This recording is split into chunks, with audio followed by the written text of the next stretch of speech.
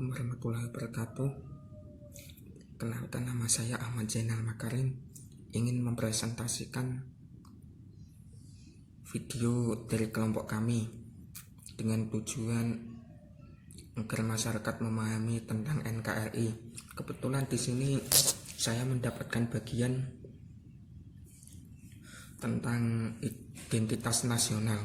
Identitas nasional menunjukkan ciri atau tanda yang dimiliki oleh seseorang pribadi dan dapat ataupun kelompok. Ciri atau bertanda dapat membedakan Anda itu dapat disebut identitas pada umumnya seperti KTP, SIM, kartu pelajar, dan kartu mahasiswa. Itu semua adalah bentuk dari identitas diri atau identitas nasional. Sebagai contoh, orang yang dikenali nama, alamat, jenis kelamin, agama, dan sebagainya. Hal demikian umum dikenal sebagai identitas diri. Identitas juga berlaku bagi kelompok masyarakat ataupun organisasi tertentu dari sekelompok orang. Sebuah keluarga memiliki identitas yang bisa dibedakan dengan keluarga yang lain. Sebuah bangsa sebagai bentuk persekutuan hidup dan negara sebagai organisasi kekuasaan juga memiliki identitas yang berbeda dengan bangsa yang lain. Setiap negara yang merdeka dan berdaulat sudah dapat dipastikan berupaya memiliki sebuah identitas sebagai identitas nasional agar negara tersebut dapat dikenal oleh negara-negara lain dan dapat dibedakan dengan bangsa yang lain. Identitas nasional memiliki atau mampu menjaga eksistensi atau keberlangsungan hidup negara dan bangsa. Negara bangsa jadi memiliki kewibawaan dan kehormatan sebagai bangsa yang sejajar dengan bangsa lain, serta akan menyatukan bangsa yang bersangkutan.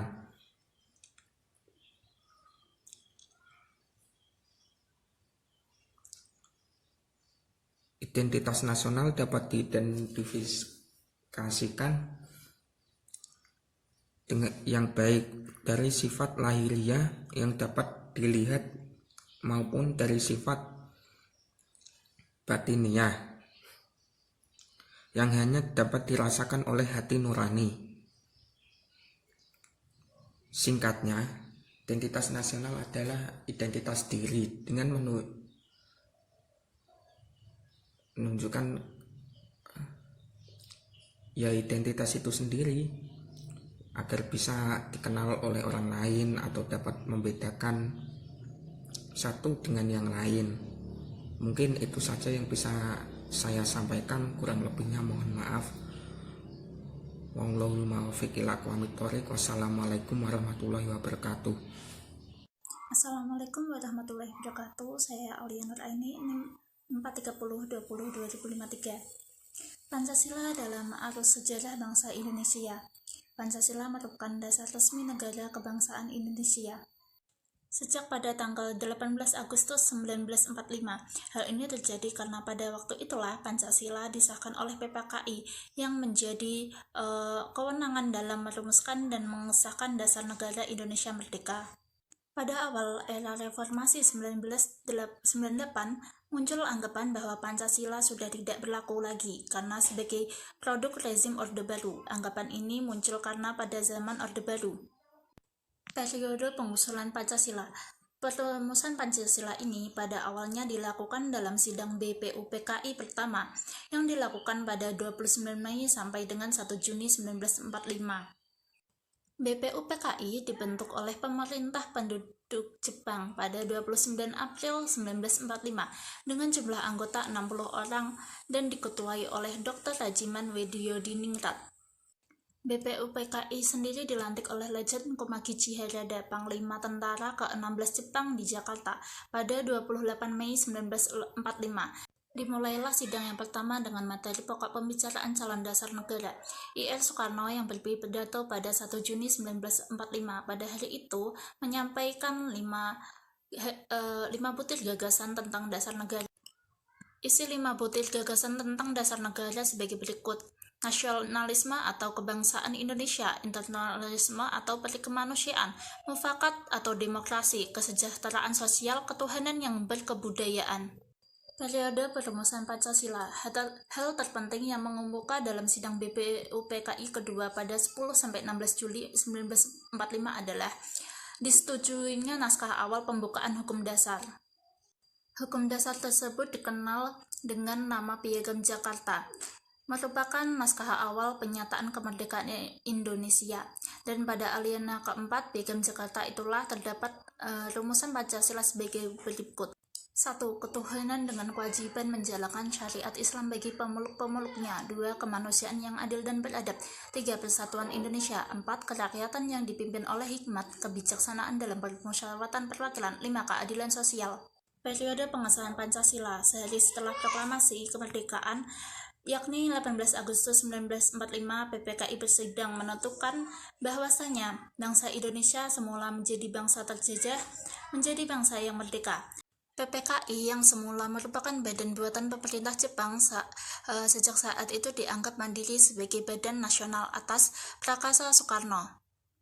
Indonesia sebagai bangsa yang merdeka memerlukan perangkat dan kelengkapan kehidupan bernegara seperti dasar negara, undang-undang dasar, pemimpinan negara, dan perangkat pendukung lainnya. Putusan-putusan penting yang dihasilkan mencakup hal berikut. Yang pertama, mengesahkan UUD. Yang kedua, memilih presiden dan wakil presiden. Yang ketiga, membentuk KNIP yang anggota intinya adalah mantan anggota PPKI. Rumus Pancasila dalam pembukaan UUD 1945 adalah sebagai berikut.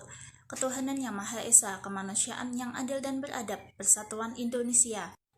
Kerakyatan yang dipimpin oleh hikmat, kebijaksanaan dalam permusyawaratan perwakilan, keadilan sosial bagi seluruh rakyat Indonesia.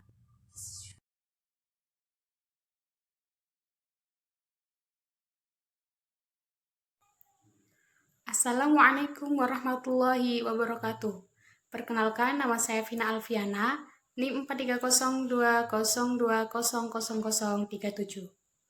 Di sini saya akan menjelaskan tentang Organisasi Integrasi Nasional sebagai salah satu parameter persatuan dan kesatuan. Organisasi Integrasi Nasional sebagai salah satu parameter persatuan dan kesatuan bangsa. Suatu negara bangsa membutuhkan persatuan untuk bangsanya yang dinamakan integrasi nasional. Integrasi nasional merupakan salah satu tolak ukur persatuan dan kesatuan bangsa. Istilah integrasi nasional dalam bahasa Inggrisnya Natio Integration. Integration berarti kesempurnaan atau keseluruhan. Kata ini berasal dari bahasa Latin integer yang berarti utuh atau menyeluruh. Berdasarkan arti etimologisnya, integrasi dapat diartikan sebagai pembauran hingga menjadi kesatuan yang utuh atau bulat. Nation artinya bangsa sebagai bentuk persatuan dari orang-orang yang berbeda latar belakangnya, berbeda dalam suatu wilayah dan di bawah suatu kekuasaan politik. Integrasi nasional adalah kesadaran identitas bangsa di antara warga negara. Ini berarti meskipun kita memiliki kasta yang berbeda, agama dan daerah, serta berbicara bahasa yang berbeda, kita mengakui kenyataan bahwa kita semua adalah satu. Kebalikan dari integrasi adalah disintegrasi. Jika integrasi berarti penyatuan, keterpaduan antara elemen atau unsur yang ada di dalamnya, disintegrasi dapat diartikan ketidakpaduan, keterpecahan di antara unsur-unsur yang ada. Jika integrasi terjadi konsensus, maka disintegrasi dapat menimbulkan konflik atau pertentangan. Disintegrasi bangsa adalah memudarnya kesatupaduan antara golongan dan kelompok yang ada dalam suatu bangsa yang bersangkutan. Suatu bangsa pasti menginginkan terwujudnya integrasi, namun dalam kenyataannya yang terjadi justru gejala disintegrasi. Disintegrasi mempunyai banyak ragam, misalnya pertentangan fisik, perkelahian, tawuran, kerusuhan, revolusi, bahkan perang. Dalam upaya integrasi nasional Indonesia, tantangan yang dihadapi datang dari dimensi horizontal dan vertikal. Terkait dengan dimensi horizontal ini, salah satu persoalan yang dialami oleh negara-negara berkembang termasuk Indonesia dalam mewujudkan integrasi nasional adalah masalah primordialisme yang masih kuat. Titik pusat primordial biasanya berkisar pada beberapa hal, yaitu masalah hubungan darah atau kesukuan, jenis bangsa atau ras, bahasa, daerah, agama, dan kebiasaan.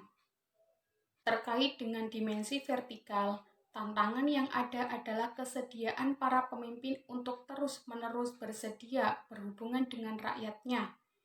Pemimpin mau mendengar keluhan rakyat, mau turun ke bawah, dan dekat dengan kelompok-kelompok yang merasa dipinggirkan.